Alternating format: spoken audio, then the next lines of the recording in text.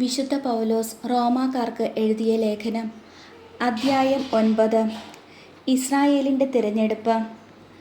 ഞാൻ ക്രിസ്തുവിനെ മുൻനിർത്തി സത്യം പറയുന്നു, വ്യാജം പറയുകയല്ല. എൻ്റെ മനസ്സാക്ഷിയും പരിശുദ്ധാത്മാവിനാൽ പ്രചോദിതമായി എനിക്ക് സാക്ഷ്യം നൽകുന്നു. എനിക്ക് ദുഃഖവും ഹൃദയത്തിൽ അടങ്ങാത്ത വേദനയുമുണ്ട്.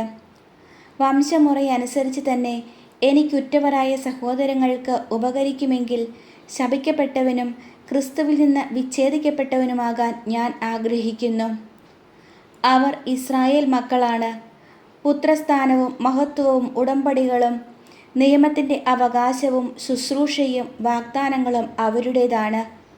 പൂർവ്വപിതാക്കന്മാരും അവരുടേത്.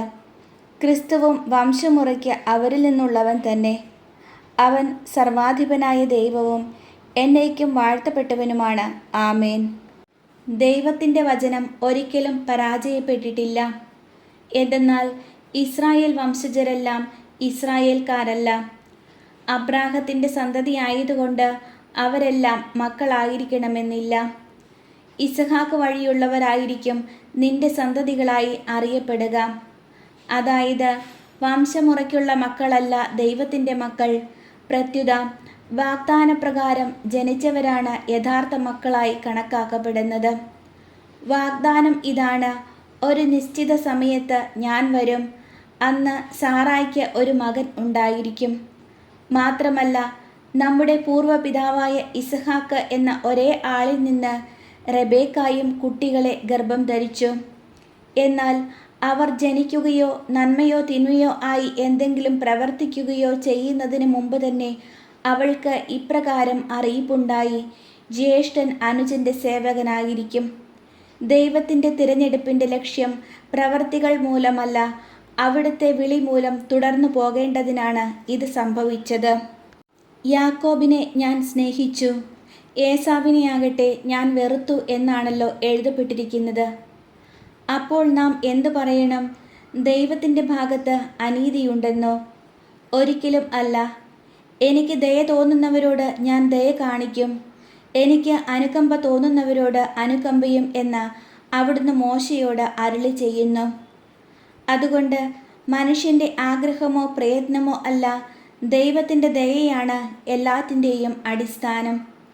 വിശുദ്ധ ഗ്രന്ഥം ഫറവോയോട് പറയുന്നു: ഭൂമിയിലെങ്ങും എൻ്റെ നാമം ഉദ്ഘോഷിക്കപ്പെടുന്നതിനും എൻ്റെ ശക്തി നിന്നിൽ വെളിപ്പെടുന്നതിനും വേണ്ടിയാണ് നിന്നെ ഞാൻ ഉയർത്തിയത്. താൻ ഇച്ഛിക്കുന്നവരോട് അവിടുന്ന് കരുണ കാണിക്കുന്നു, അതുപോലെ താൻ ഇച്ഛിക്കുന്നവരെ കഠിനഹൃദയരാക്കുകയും ചെയ്യുന്നു. കോപവും കാരുണ്യവും.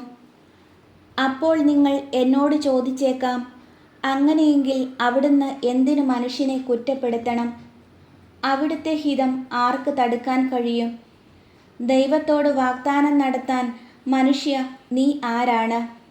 നീ എന്തിനാണ് എന്നെ ഈ വിധത്തിൽ നിർമ്മിച്ചത് എന്ന് പാത്രം കുശവനോട് ചോദിക്കുമോ?